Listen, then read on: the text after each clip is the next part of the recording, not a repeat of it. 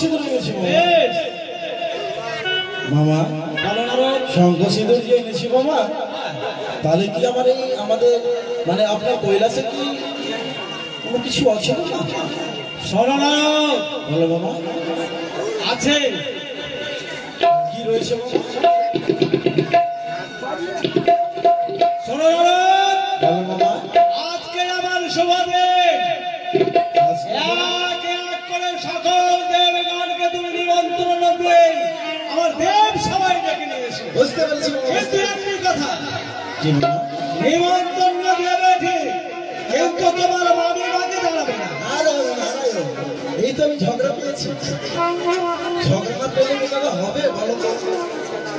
একে নিমন্ত্রণ করবো দেবগণকে, আর শেষের সময় যাবো আমার মামিমার কাছে। আর নিমন্ত্রণ হলে হতে নিমন্ত্রণ হলে কৈলাসেতে